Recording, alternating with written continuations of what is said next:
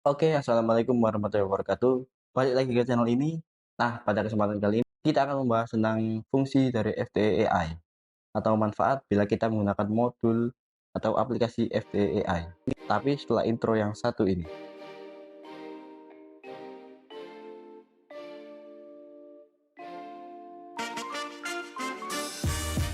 Oke, manfaat yang pertama sesuai dengan namanya yaitu FTE AI.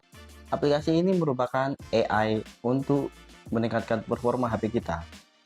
Jadi AI atau Artificial Intelligence ini adalah kecerdasan buatan yang akan membantu kita untuk meningkatkan kinerja HP kita sesuai kebutuhan kita. Nah, di sini ada 3 mode di FTE AI, yaitu mode battery saver atau power save, kemudian ada mode performa dan juga mode adaptif.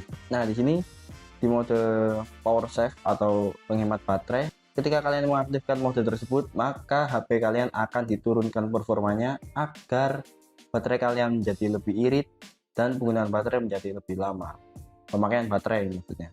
Kemudian untuk mode performa, yaitu ketika kita ingin menggunakan HP kita dengan performa maksimal, maka kita aktifkan mode performa. Di sini HP akan dipacu lebih cepat lagi, lebih tinggi lagi performanya untuk meningkatkan kinerja dari HP kita secara maksimal. Untuk mode adaptif, di sini AI akan menyesuaikan dengan keadaan HP kita. Jadi AI akan mendeteksi bagaimana penggunaan kita. Bila kita sedang membutuhkan penghematan baterai, maka AI akan otomatis pindah ke power save atau penghemat baterai. Dan baliknya, kalau kita sedang main game, maka otomatis AI akan memindah menjadi mode performa. Jadi kita akan dibantu AI untuk meningkatkan performa HP kita. Yang kedua ada dynamic refresh rate. Nah, kebetulan saya di sini mencoba di HP Poco X3 Pro yang support 120 Hz atau layarnya bisa mencapai refresh rate 120 Hz. Nah, keuntungan adanya dynamic refresh rate ini adalah kita bisa menggunakan refresh rate yang ada di tengah-tengah, yaitu bisa juga 90 Hz atau 75 atau 65. Nah, maksud dari dynamic refresh rate ini yaitu kita bisa memilih lebih leluasa refresh rate yang kita butuhkan. Nah, tentunya dibantu dengan AI.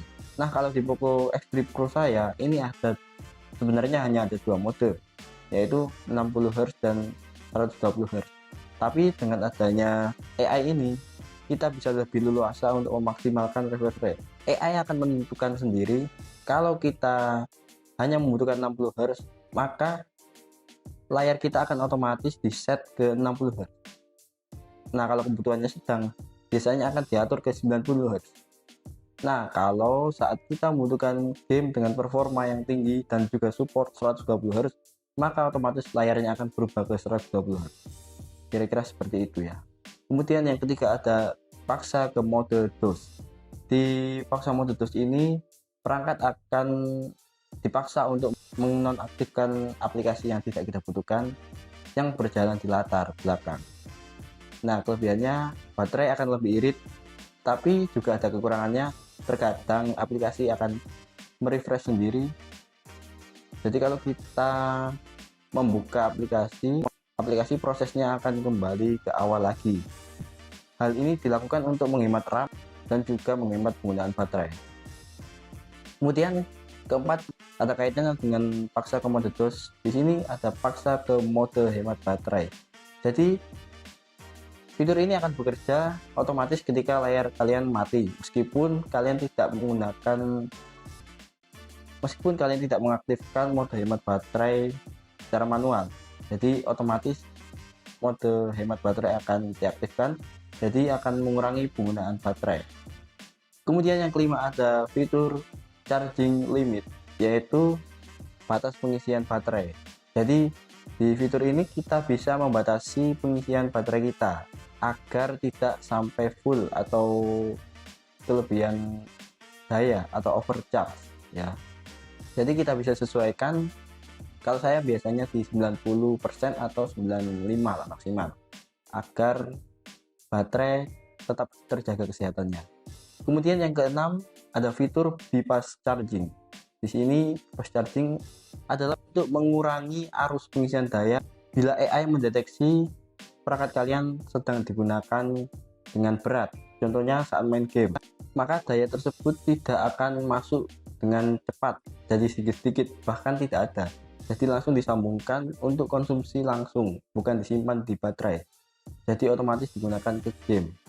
Hal tersebut bisa untuk menghindari panas yang berlebihan, tetapi minusnya saat kita main game dan ngecas, sebenarnya tidak boleh. Baterai tidak akan terisi dengan cepat, jadi fitur fast charging kita akan dilambatkan, sangat lambat, bahkan seperti tidak mengecas. Nah, kira-kira itu 6 fitur yang saya temukan selama menggunakan FDE AI. Bila masih ada yang kurang atau penjelasan yang salah, bolehlah kita bahas di kolom komentar. Mari kita belajar bersama, oke? Cukup video kali ini, semoga bermanfaat. Share ke teman kalian yang membutuhkan, dan juga jangan lupa subscribe. Sekian video kali ini, saya pamit undur diri. Wassalamualaikum warahmatullahi wabarakatuh.